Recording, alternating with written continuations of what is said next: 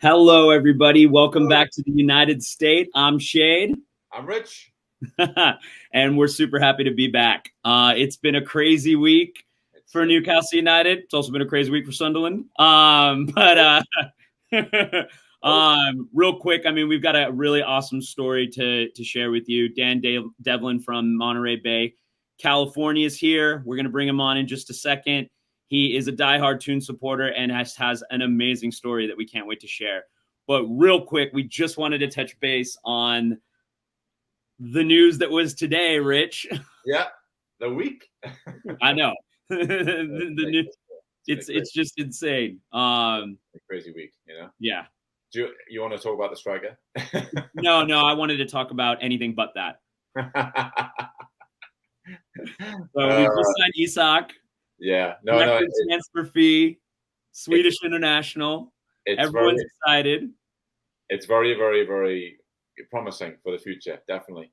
You know, I read somewhere that I read a tweet. I think he's the third most prolific young player in Europe behind Vlahovic and Haaland. So yeah, and you know, and 58 million people are saying, oh, it's not worth it or whatever. Like you see West Ham, they signed Schumacher. He hasn't scored a goal yet. You know, You know, the clubs everywhere are struggling. Even in Europe, Chelsea haven't got number 9. You know what I mean? For us to get number 9 over the cross, for us to act quick like that, and I still think we'll probably be in for a midfielder or maybe another attacker. Who knows? Yeah, I mean, I'd like to see a midfielder and a right winger come in. I keep saying that, but I'm so happy with what we've done, and I think it's just a testament to our new ownership and really a statement as well. And and I'm excited. You know, I'm excited to see what he's going to bring to the squad. I wanted a striker so bad, and it was funny, man. When that happened, everybody was like, I had friends that don't even support Newcastle texting me, being like, "You guys have found this. You guys have the sleeper signing of the season." You know, like, you know, and I'm just really, really excited. I mean, it's a lot of pressure on him, of course. Sure.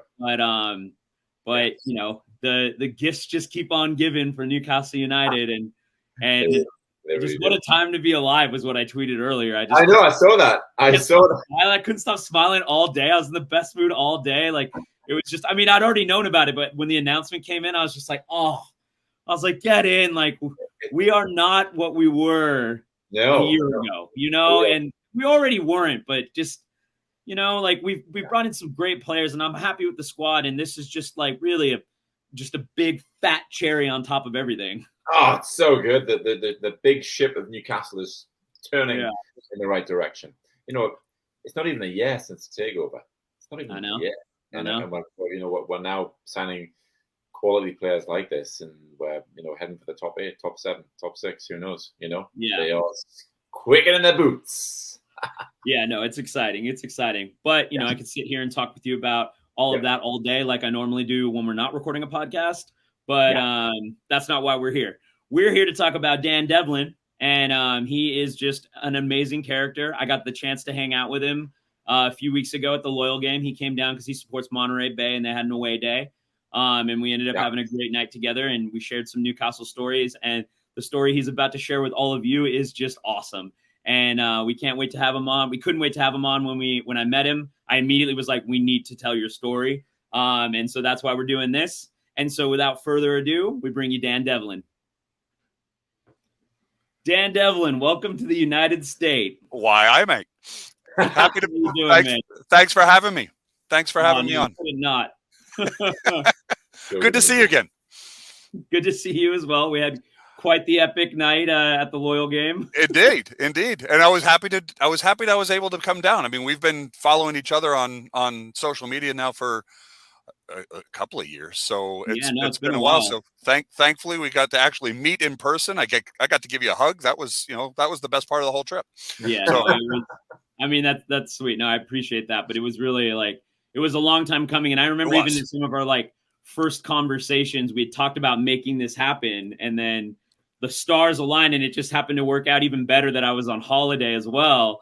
So I could actually go have a crazy night with you and not have to have a sore head at work. I mean, I still would have hung out, but you know what I'm saying. you got to fully enjoy yourself, which was all the better. So. Yeah. Yeah. The sore head was at brunch the next day, not at the office. So that was there nice. You go. Always better. Yep. Yeah, and so this is my co-host, Rich. Hi, Rich. Nice to meet you. Nice to meet you too, Dan, the legend. I wouldn't go that far. I wouldn't go that far. Look at that. Superfan Dan is what you all might know him as on Twitter as well. Yep. Which is applicable to not only Newcastle United but Monterey Bay. Yep. And long-suffering San Jose Earthquakes fan too. That's too. But no longer long-suffering Newcastle United. No. Couldn't be happier. Couldn't be happier for the events of the last 10 months have been fantastic. I know. So, it's been crazy. Yeah. And then obviously the latest news this week with the Isak signing. What are your thoughts on that? I was trying to do the math this morning. So if it was 17 million for Owen, then 24 million for Almiron, then 40 million for Joe Linton, and now 58 million for Isak. So as we see the progression goes up, are we ever going to spend 100 million, 200 million on a single player? Maybe a decade from now. I would hope that we don't follow the other money clubs that have come into money quickly, Man City's, Liverpool's, Chelsea's, those folks. I like the approach that our ownership is taking. I like the ownership finding the right characters. I think they're working with the coaching staff the right way. We're bringing on experienced executives in Dan Ashworth and Darren Eales. I mean, I'm happy. I'm pleased as punch. It was a long 14 years in the wilderness under the previous administration.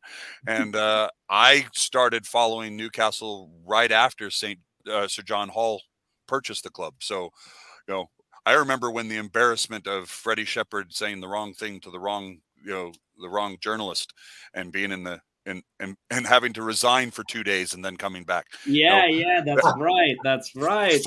14 years under Ashley makes that pale in comparison. And now everybody's looking at us going, oh, look at those guys. And I'm, again, couldn't be happier. So, yeah. No, it's been a journey. So, okay. I mean, we've already started to talk a little bit about how how long you've supported Newcastle. So, definitely before the Ashley era. I mean, everybody knows I came in that era. Yeah. And, Rich didn't have a choice. I mean, I would argue none of us had a choice, but, Rich was born into it. I was. My dad took me along. I think my first game wasn't though until early 2000, 2001, 2000. Yeah. Well, so that makes me considerably older than both of you. So there you go. I mean, I don't think you look any older than me at all. I know. I'm just young at heart, Shade. That's all. Yeah, I know. And I love that. I absolutely love that. Yeah. So okay, let's start with, how did you become a Newcastle United fan? So I'm an Army brat. So I've been a soccer fan my entire life. But the problem was, moving every 18 months to 3 years. You're constantly moving around. So and professional soccer wasn't as big a deal in the United States, but I spent most of my formative years in Germany. Mm-hmm. And we lived in Garmisch and we lived in Munich, and my high school soccer team, our practice field, our football field for the DoD school was just over a berm from Bayern Munich. So when we would run sprints up the hill, we would stop at the top of the hill and watch. This is 1985, 1986. So we were watching Bayern Munich practice and then run down the hill and then run back up the hill and watch. So I've been a soccer fan all my life, and I lived in Munich for 5 years. So I followed both Bayern and 1860 just to watch the rivalry there. So that comes into play later. I went to college in North Carolina in a small liberal arts school in Fayetteville at Fort Bragg, where the Army post is there. And I lived in a student housing project with 2 kids from Dublin, Ireland. My roommate was from Malaysia, and the 2 guys from Dublin were also on the school soccer team, and they had a mate on the team from Nottingham. So Sunday nights at midnight on our local cable access program were match of the day highlights from 2 weeks prior. So we were always 2 weeks behind. Well, the internet wasn't the internet that we know and love now. So we would watch 2-week-old match of the day highlights. And that was back when match of the day was 2 hours long. And we would watch that on cable access starting at midnight on a Sunday. I had an 8 o'clock class on Monday morning, but we watched it religiously. One of the kids from Dublin was a Manchester United supporter. The Malaysian was my Malaysian roommate. So shout out to Paul and Derek right there. Both Man United supporters. Carl is a Liverpool supporter, and the kid from Nottingham is a Forest supporter, Smickers, and all those guys I'm still in touch with now. Awesome. So we would watch Match of the Day highlights, and they said, if you're going to watch with us, Dan, you have to pick a team, and that was 94, 95 season, and the black and whites just looked too good. I joked with Shade when we met Rich. Back in that day, there were some, shall we say, South Central gang affiliated organizations that were making initiation attempts in other locales, let's say. So I chose a team that was not red. I chose a team that was not blue. I figured the black and white stripes looked like American football referees. That would make me partial in some way. So I chose them. And then when we saw them on screen, of course, they got McEwen's Lager on the front, and then we got Newcastle Brown Ale on the with the famous granddad collar and everything. So that's what started it. But the funny thing, it was reinforced by playing Championship Manager 93, 94. Oh yeah.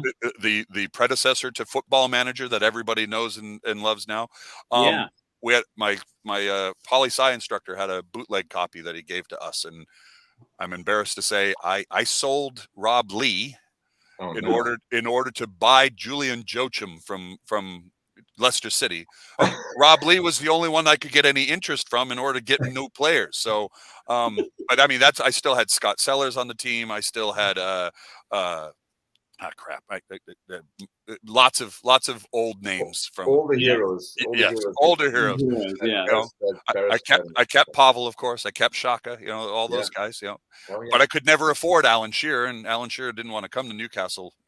He left Blackburn to go to Man U and all that. So, in my world, in your game world, So that's how it started. It was really it was Match of the Day highlights in college and Championship Manager, and Championship Manager became Football Manager, and blah blah blah. I moved to back to California. I moved to California in '96. Went to San Jose Earthquakes, San Jose Clash game at that time in '97 with a fellow Newcastle supporter that I met at work. There were only two of us. So and that it became a friendship. We would go to Earthquakes games, and he had the football package on his satellite television. So at 4 o'clock, 6 o'clock in the morning, I would drive to his house 20 minutes away in order to watch football. I was younger then and didn't have as much disposable income. So going to a friend's house to watch TV was the way to go. We don't have any pubs. We didn't have any pubs at that time that would open at 6 o'clock in the morning to watch a Newcastle match, for crying out loud. It wasn't, especially not in those days. We were good, but we weren't good. So, and then I met my wife, and I would wake up at 4 o'clock in the morning, 4:30 in the morning to listen to games online. I would pay $50 a year to Newcastle and get to listen to it online. Couldn't watch it, but but I mean, and just a fervent internet surfer, just watching Talk Sport, the old days of NUFC.com, Sky Sports. I remember hitting refresh every 15 minutes to see if Andreas Anderson had signed for us. If that gives you an idea of how far back this goes. So anyway, those are like the AOL days, right? You had to put the disc in to get the internet. That's the one. I had a small taste of that when we were in the championship the last time. I had just moved back to America, and there were now you can get the championship on the TV, right, and stuff, but we couldn't during that season, right? And except maybe 3 matches on ESPN Plus. So every match day, I would listen to the podcast recording. Basically, somebody was broadcasting the radio through the internet, and I would just listen to that. Most of those games, and honestly, to be honest, it was miserable. I wanted to be watching it, and I am not from that age, but I was I'll take anything I can get. And it pales in comparison to actually watching football live. I mean, to watch it on screen, even if it's on telly. I mean, watching it on screen is a completely different experience than sitting there listening to it. And I'm watching now old programs on BritBox and Acorn where they're all glued to the radio. Old cop dramas where they're all sitting there listening to the radio and imagining what that was like. And I'm like, holy shit! In 30 years, it didn't change. So I'm chuffed. So in '97, Aston Villa came to play San Jose Clash, and I said to myself, if Newcastle ever comes to the United States, I don't give a shit where it is, I'm going. Yeah. So then my buddy Carl, the Liverpool supporter from Dublin, sends me an email in early 2000 asking me to be the best man in his wedding in Dublin. Okay. And I've never been to Ireland. I got to go. Yeah. 2 days after I said yes, Sir Bobby announces that he's bringing the team to the United States for a preseason tour. And the day of the wedding, they were playing in Columbus, Ohio. Oh. And my girlfriend, who's now my wife, at that time, she had been asked to be the maid of honor in a college friend's wedding in Santa Barbara on the exact fucking day. So if I couldn't be with my wife or my beloved at that time at her wedding, she couldn't be with me in Dublin, where I was. She had spent her junior year of college at Trinity College in Dublin, so she desperately wanted to be in Dublin with me instead. Yeah. But the whole time I'm sitting there going, I want to be in Columbus to watch my beloved tune play, and I can't be there. So I'll make this one quick. I flew to Gatwick, took the metro into King's Cross Station, looked up at the charts and said, you know what, I'm this close. And I decided I was going to run up to Newcastle. I was going to see if I could see them at all. I went up to Newcastle. I went to St. James's to get a tour and couldn't because it was during the renovation from 36,000 to 52,000. Wow. And the crane that was, one of the giant cranes had blown over in the wind and landed on the pitch. So they had to pull the crane out and had to relay the pitch. So they weren't giving any tours of the stadium. You couldn't get in there. But Rich, how long has it been that you've been in the States? 7 years. All right. So this was 2000. So yep. I was in the reception area, and this little man in reception, he says, where are you from? I said, California. He says, what are you doing here? I said, I'm a diehard Toon supporter. And he says, right, 5 minutes. And he pulls out his key, goes over to the executive elevator and opens the executive elevator in the reception area. Yeah, lets me walk in with him. We go up, and he takes me all the way to the top. And then we walk down the stairs and everything. And it was fantastic. I then went over to the Straub, and I met a whole bunch of the construction guys from the renovation project at St. James's. They were all sitting there in the Straub having beer and everything. They were, matching each other on trivia and such. And they said, remember that time? I said, Rob Lee scored a hat trick against Antwerp? And they looked over and they said, where are you from? I said, California. Come on over here. And we sat there, and I woke up with a sore head in Newcastle the next morning. As you do. But then first time on the Strawberry would do that. Right. Well, then I went to the Adelphi pub as well. Okay. I ended up there at some point. I don't remember much. But the next morning I got on a bus, and it took me out to Chesterley Street so I could watch them train. And I was on my way I had to get a train from Newcastle over to Holyhead so that I could get the ferry over to Dublin. So I'm standing there with a whole bunch of people back when you could go and watch training out at Chesterley Street. And there's these two old age pensioners with a shared pair of binoculars. And I'm walking up behind them, and I've got a giant backpack on my back, like I'm some kind of, hostile, like a tourist, a tourist. and I'm listening to the two gentlemen, and goes, who's the kid with the long hair? Who's the long kid with the earrings? And I said, Cordoni. They turned around and looked at me, and I said, he's Argentinian. We've got him on loan for the season. And the guy hands me the binoculars and says, all right, tell us who the other guys are. I think Carl Court had signed for us previous in the summer, but Kieran Dyer had been on the back pages that week. So as the team was coming in to go into lunch, one of the security guys came over and said, you can't take any pictures. You can't ask for any autographs. So here I am, the first time in Geordieland, and I can't take any pictures. I can't do any. So it's all just burned in here, right? Yeah. And so, I mean, Sir Bobby's walking Dyer in. He's got him on the opposite side of the fans with his arm around him, keeping him away from everybody. Big Dunk was still there. I mean, it was. Oh yeah. It was nifty. And the security guard, I'm standing there against a chain link fence, and the security guard, I'm smoking, and he says, "Hey, can I bum a fag?" And I said, "Sure." So we smoked together and everything. This becomes important on the honeymoon story, and we can get to that too. Well, we'll get to that. All right, so I'm going to stop talking because I could talk for days. We want to get to the honeymoon story for sure. Yep. But okay, so I mean, you've definitely had a pilgrimage as a Newcastle fan. I mean, much longer than me. Rich, like, let's dissect this for a minute. Where do we want to go? Well, I mean, first of all, it's just like let me catch up here. So 2001. Yep. That was the wedding in Dublin. You just been at the wedding. In 2000, July of 2000. Yep. Was I just done the wedding, right?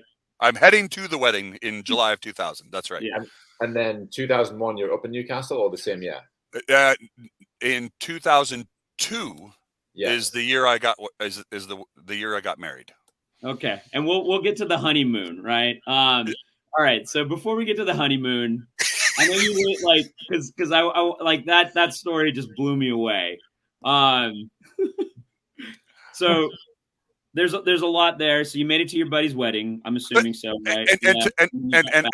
And to this date, I still haven't seen Newcastle play at St. James anywhere. Because I couldn't see him in America, couldn't see him anywhere. Right. So I've been supporting the team now for 6 years, 5 years, and I still haven't seen them play live. I'm now in Geordieland, and I can't even see them. I can watch them. I'm on Tyneside. I'm down on the quayside. I'm at the stadium. I can't see my guys play, and they're within 6 feet of me, and I can't take any pictures. I can't ask for autographs. I can't do anything. So it's blowing my mind. And then I go to Dublin, and then I go to Dublin, and I go to the wedding, and everything's fine, and go back to the States, saddened because I was this close and hadn't gotten there yet. So, okay, all right, okay, so. All right, let's keep this going, and we'll talk about you as a current fan after this, because I think we've teased this enough. Okay, so you meet. I mean, my wife Tara in 2000. Yeah. Well, okay, so we'll go back to the security guard part. But okay, so you meet your wife. She goes to this other wedding. Well, she goes to this other wedding. Girlfriend. Yep. I come back. We then go to Dublin the following spring. Okay. Mad cow disease and all that kind of stuff, and we see all the same friends and everybody that I saw in the wedding. So she got to meet everybody, and we talk about this lost opportunity to see the Toon play in the United States. So then we're engaged at that point. My wife says, whenever Newcastle comes to play again, we will go see them. I said, okay.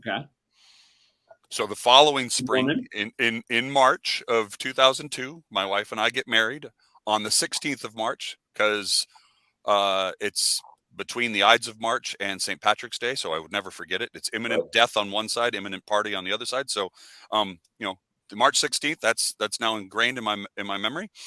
And at our wedding reception, my wife surprises us with tickets with tickets to the Good Friday match in Newcastle against Everton in 10-11 days time.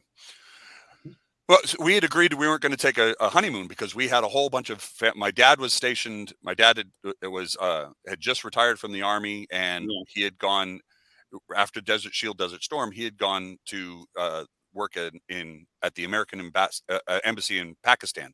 He had come home for our wedding, but then he couldn't get back into the country because of everything going on in the Middle East at that time. So we were just, it was agreed. We had a whole bunch of family from Dublin, from the East Coast, from the Midwest. Everybody had come for our wedding. So we were going to spend our off time after the wedding celebrating with all that family. Unbeknownst to me, she had gone to my boss and gotten me an extra week's leave, or extra week's vacation time, so that we could go to Newcastle. So she surprises me at our wedding reception with 2 tickets to a Newcastle game in Newcastle on Tyneside. Let's go. So what a woman, man. I know. It makes it so. all the dishes, all the diapers for the babies, all that was my job for the rest of my life. So and I'm still living up to that. So there you go. Fair trade, right, Rich? Right. Don't know. One day, gentlemen, one day you will know. So no, absolutely. She's my right arm. She's the best woman you could possibly meet, and she understands the love of football that's within this body, and she's very much supportive of this love affair. She understands that she's number one in my life, unless Newcastle's involved. And she supports that.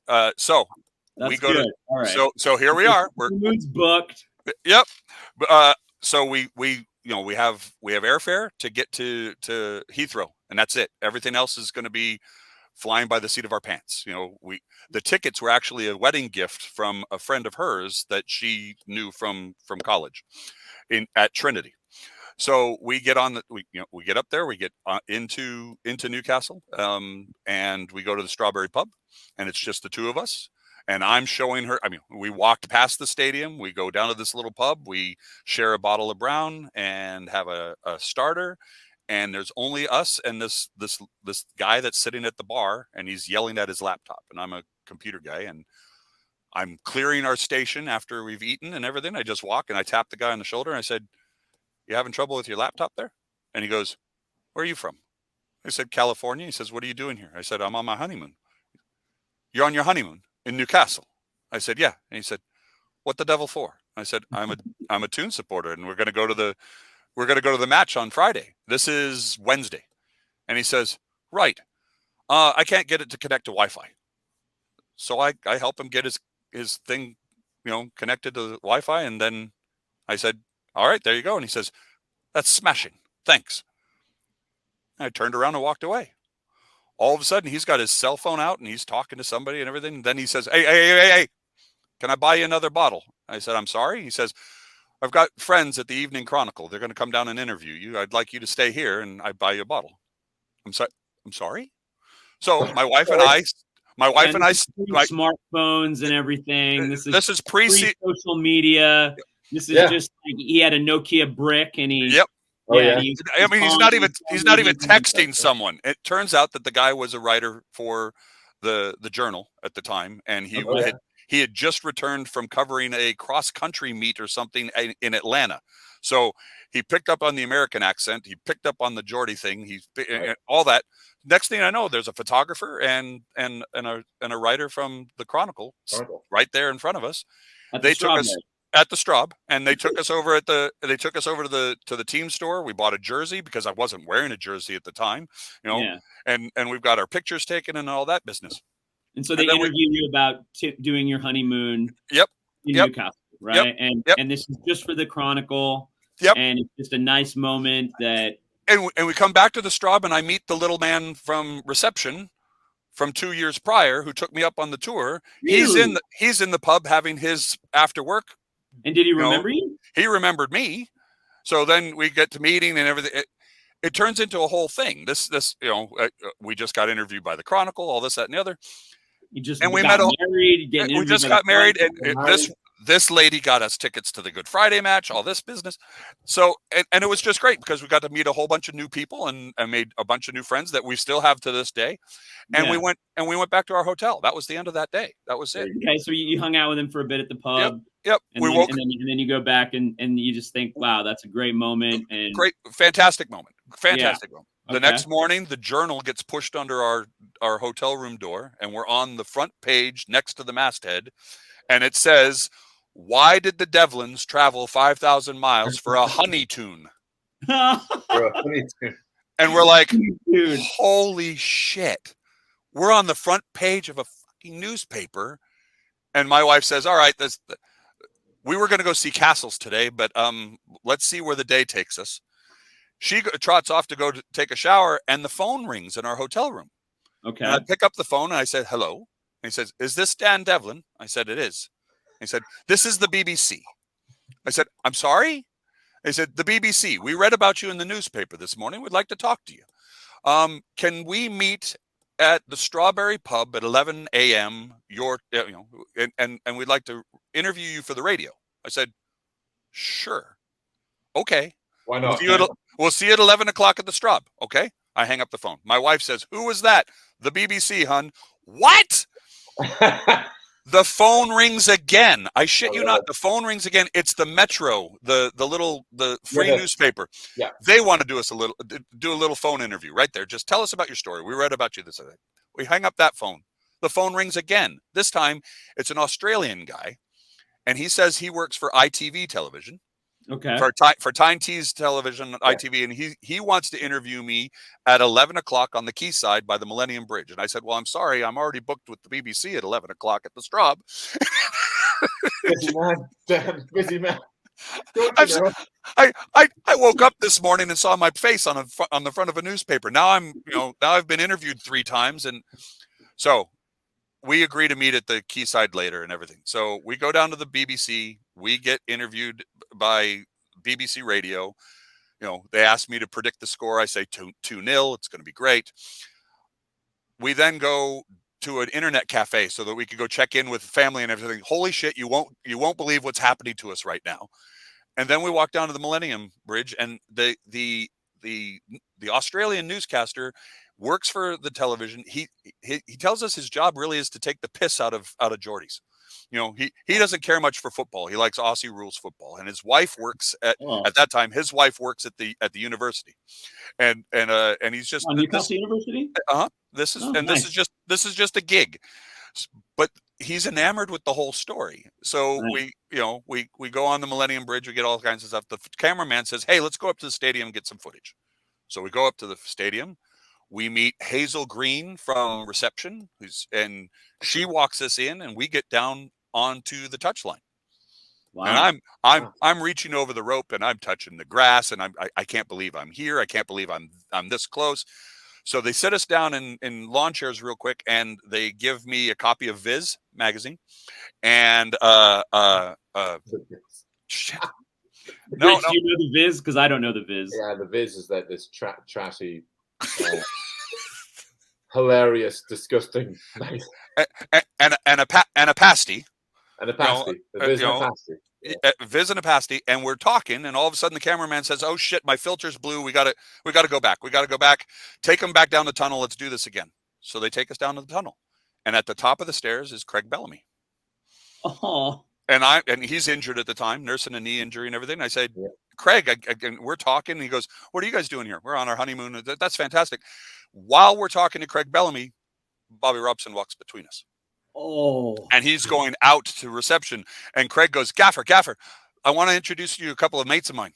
And he turns around, and there's Sir Bobby. And this is before he's Sir. I mean, this is Bobby Robson. This is the Geordie gentleman himself. And he says, "This is Dan and Tara. They're on their honeymoon." And Bobby cuts him off and says, You're on your honeymoon in Newcastle. Why?" And I said, "Because we came to see you, sir." And he says, "Oh, that'll work." And we took pictures and everything. And then he goes off, and then they take us down the game day tunnel. And this is, it doesn't look anything like it does now. I mean, this is. Hold on. I want to stop you real quick before we get out.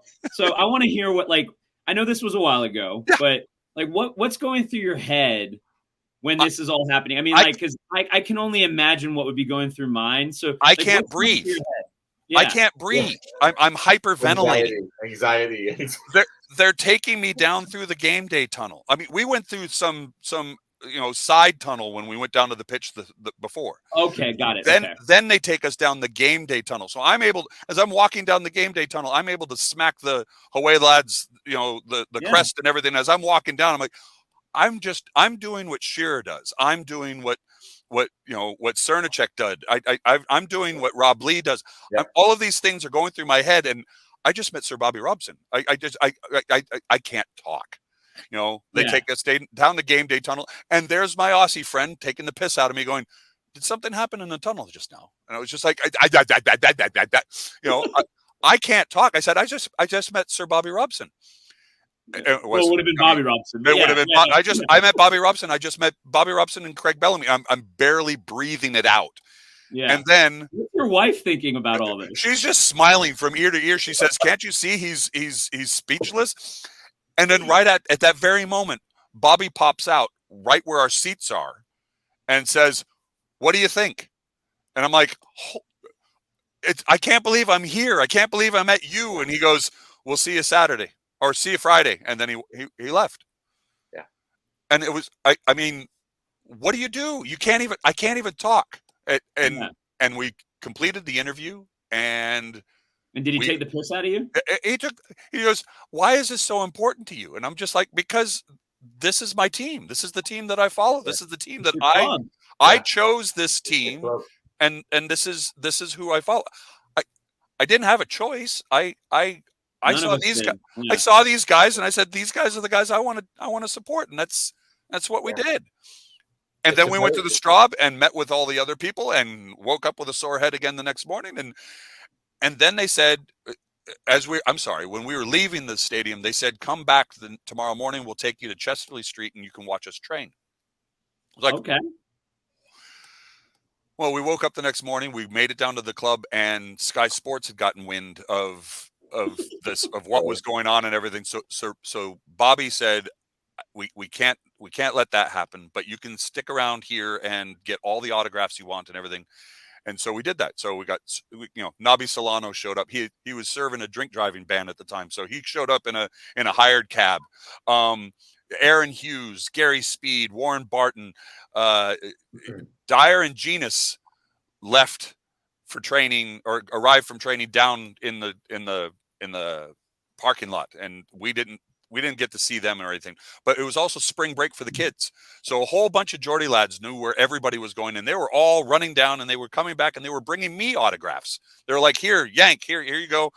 We know you're old and you can't run that far, so here you go." And this is 20 years ago, right? Yeah. So, yeah. But I'm standing here, and we're standing outside the bus, and we're waiting for the bus. They're getting on, and we're watching everybody. Here comes Alan Shearer walking down the stairs, carrying a bib, a filthy yellow bib that's in handwriting. It says, "I've had a stinker" on it. And I learned later that they bestow this bib on whoever had the worst training that day and everything. So wow. here's our captain carrying it, and he's walking down the stairs, and I yell out, "Alan!"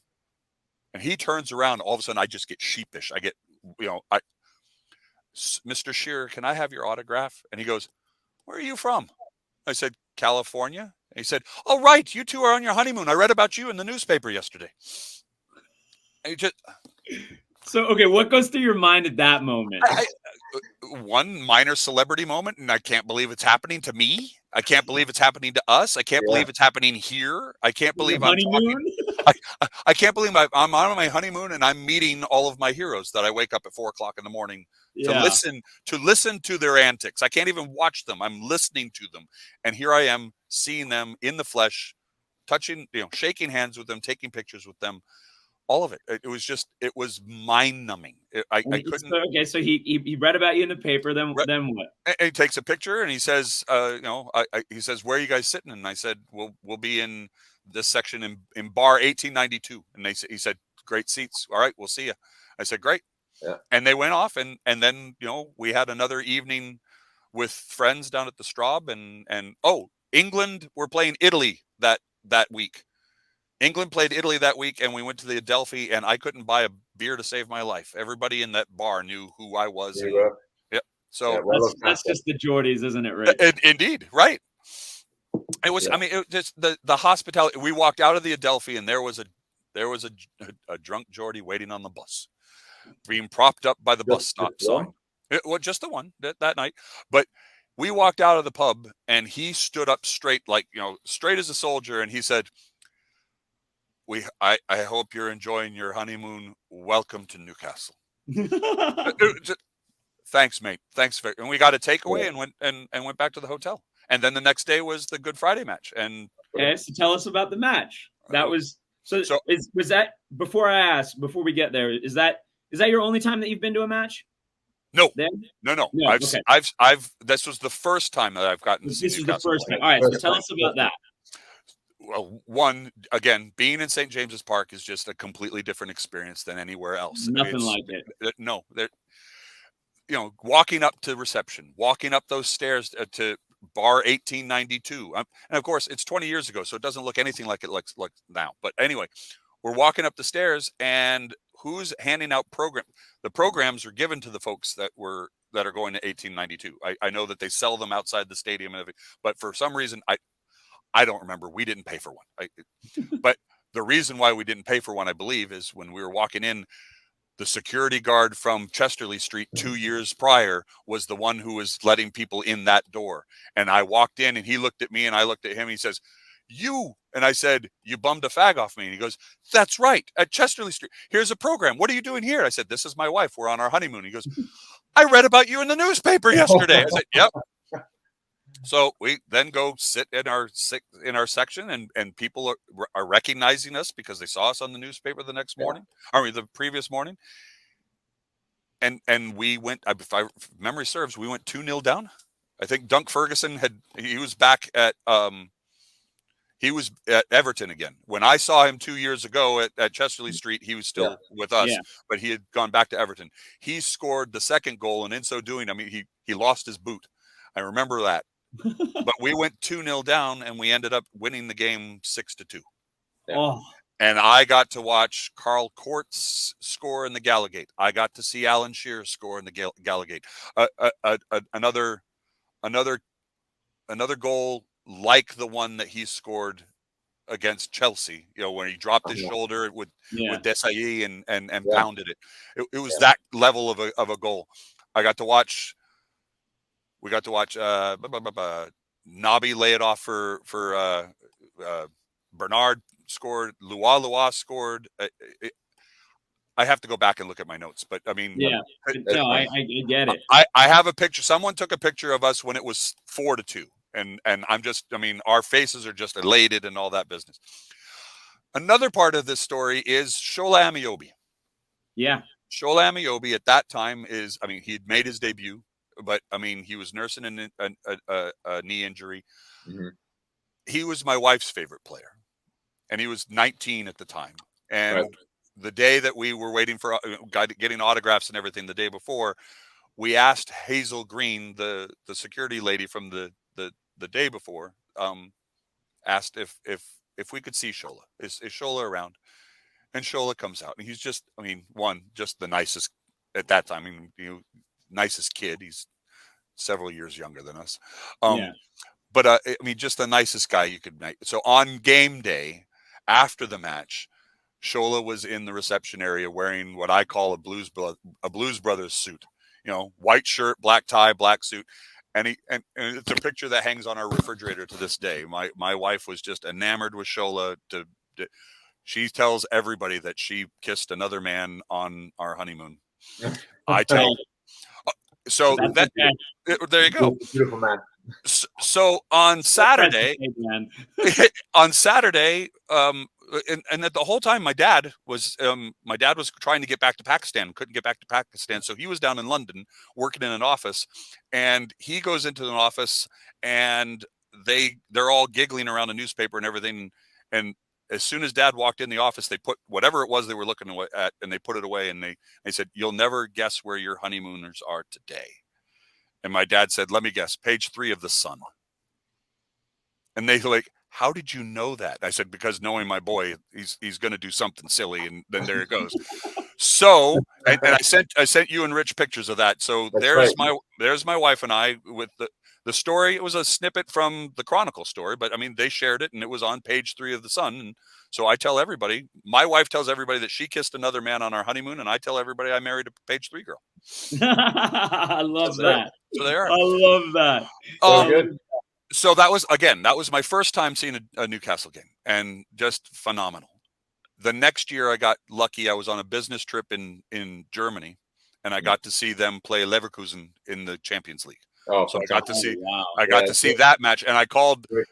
So the little man from reception the little man from reception. His name is Little Bob, and he's retired now, but Little Bob Hereford, and I had his mobile number. So I called him while I was in Germany. I called him and I said, "I'm just trying to get a ticket," and they got me a ticket, and I got to sit with the Geordies and everything during that match. So that was my second match. The third match I got to see was in 2011. Alan Pardue was our manager at the time. Yeah. I have family that lives in Kansas, and I got to go over and see them play Kansas City in 102-degree heat. Oh, when they came for a U.S. tour? When they came for the U.S. tour. Or if you'll recall, Cabai couldn't come over because he had a tooth infection or something like that. Johan Cabai. Yeah. Ben Arfa had just signed permanently for the club. He was on loan the season before. Yeah. But I got the chance to go to watch their training the night before. And as I'm standing in line with the autograph party and everything, who should walk by but Shola? And I just said, I just said, hey, Shola. And he turned around and he got the biggest grin on his face. I mean, this is 9 years later. Yeah. He gets the biggest grin on his face. He says, Dan, I can't believe, where's your wife? My wife was at home with, at that time, a 6-year-old, a 4-year-old, and a newborn. Oh, wow. Man, and he still got away, eh? And she still let me go because, again, what a woman! What a woman! If Newcastle's going to play, she's going to make sure I can get there. So I took my family to that match, but Shola just got me in the biggest bear hug, and he was just like, I can't believe you're here. And I said, you're here. I wasn't going to miss it. Yeah. So we watched a 0-0 draw in 102-degree heat. Oh. That was miserable. Yeah. But again, I got to see them play again. I got to see him play in 100-degree heat in 2015 in Sacramento when they came over. I got to see Gini Wijnaldum's debut for the club that night. Haidara had gotten sent off for a high boot or something like that. Mm-hmm. And then in 2019, that was with McLaren. Yeah, that was McLaren. Yep. Yeah. Another U.S. tour. And then in 2019, in September, I got to see the 2-0 loss to Leicester City under Rafa. Ah, okay. Back at St. James's. Back at St. James's. Yeah. And so that would have been the last time you were there. That was the last time in 2019. Yeah. Jesus. Yeah. And I got and let me say, I got a little excited when I heard that Eddie Howe was going to bring him to the U.S. and I was much disappointed when that fell apart too. Well, we all were. We all were. Like Rich and I had plans. We were going to go. We were going to cover every game. I'd even we didn't have dates yet, but I had already told. I had already worked it out with work and everything. Like we were just waiting for the dates, and then we were going to book everything, and and it was just that really sucked. Yeah. And at that point, you and I connected, Shade. So I would have met you wherever you were going. I would have been there right there with you. I know you would have. I know. I think they'll be coming back, though. They'll be coming back. I certainly hope so.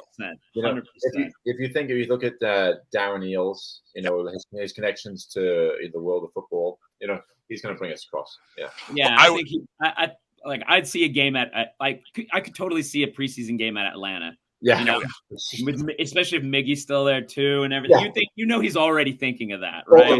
That's it. Yeah, totally. But before we get away from this story, like Rich, I told you this story was insane. and hold on, before I throw it over to Rich, I just want to say to all our listeners, right? Like, I've seen the photos. Like this is all true. Like Dan showed me everything. Like, and I mean, I wasn't skeptical, but you didn't even allow me to get skeptical. You immediately sending me all these photos, and I'm like, oh my God. Yeah. I'm legit, damn it. I'm legit. You are legit. And there was no such thing as Twitter back then. There was So this is and I was genuinely proud when you were on PL, when you got on with Rebecca Lowe and Alan Shearer at the fan conference. I was so genuinely proud and a little more than a little jealous, but I was so thrilled for you. I was so thrilled for that opportunity. My heart swelled for you and the story with your mom and everything, all of that. I was just genuinely chuffed that here's a Toon supporter making it big and getting the recognition, and getting the recognition that you deserve, mate. And after 14 fucking years of Ashley, we deserve that. Yes, we do. And we were still owned by Ashley at that time. So here I am. here I am 2 years later going, Shade, love you, man. That was awesome. And I'm thrilled that happened. And if that opportunity ever comes again, it's a date, man. We're going to be there. Oh, so. Definitely, mate. We're going.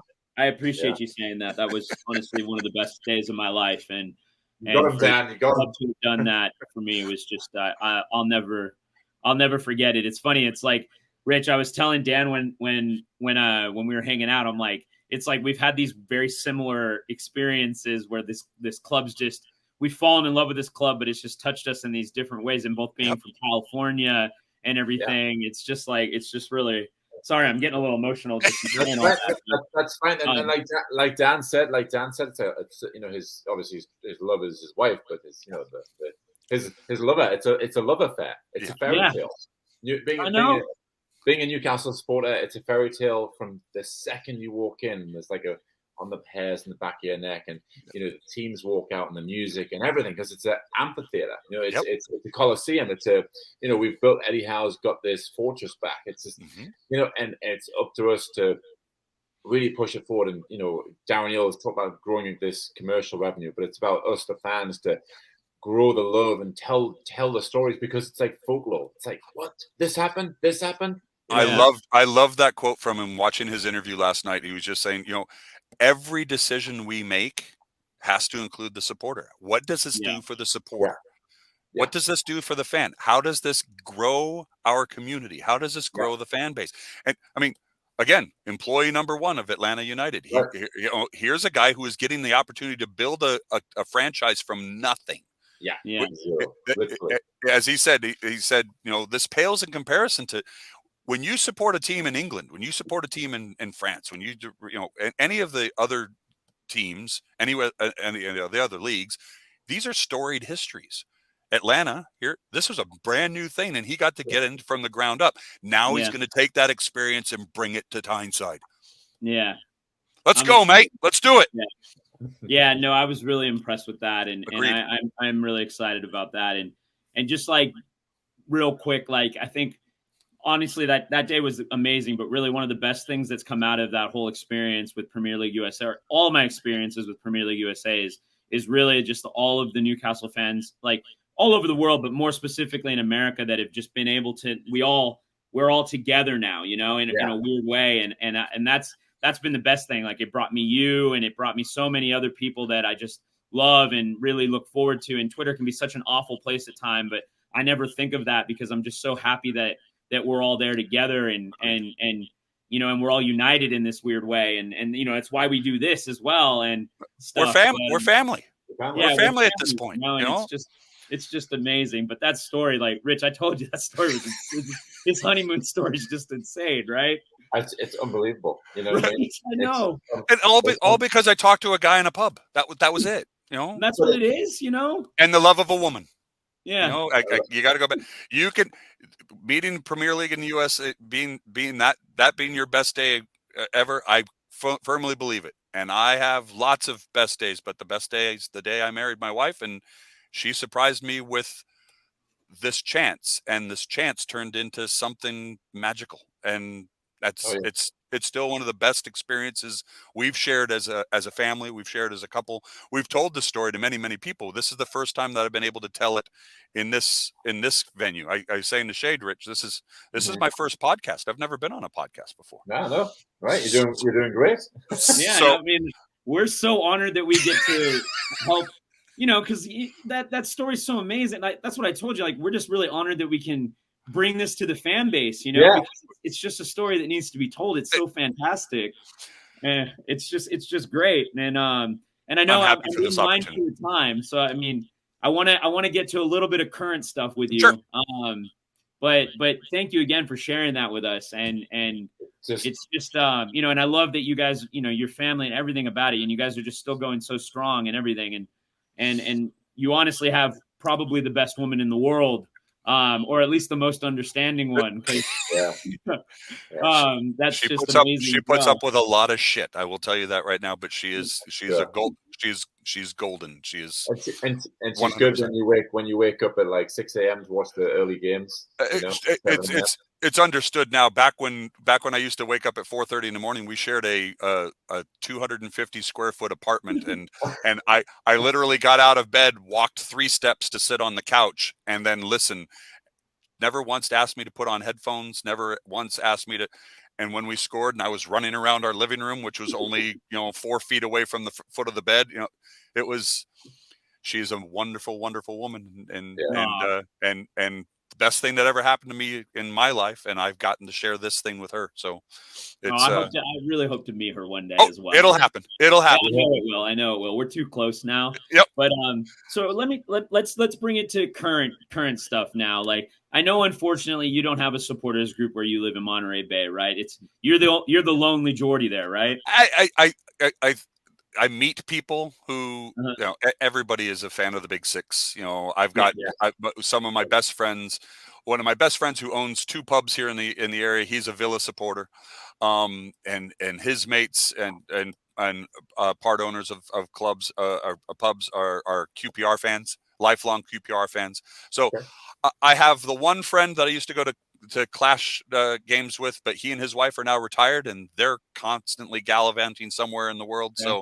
So yeah, I guess I am the lonely Geordie. And maybe that there's a moniker. I'll give you credit for that one, Shade. All right, mate.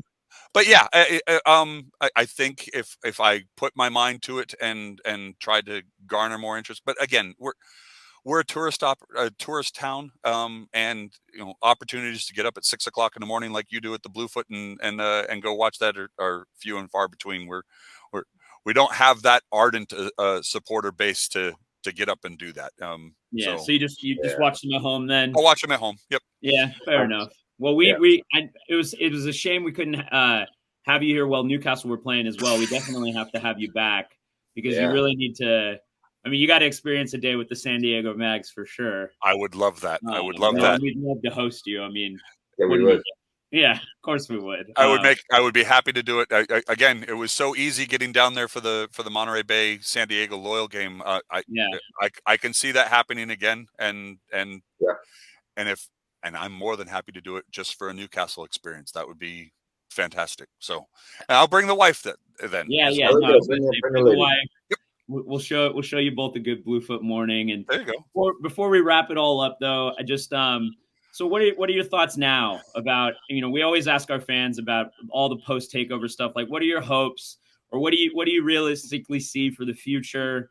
It could be this season or anything. Like, what do you like? Obviously, we're all fans of the takeover, and we've been buzzing about the signings that have come in, and Eddie Howe's just transformed the club, and so is Stavely and everyone that's come in, and Ashworth's clearly paying dues now.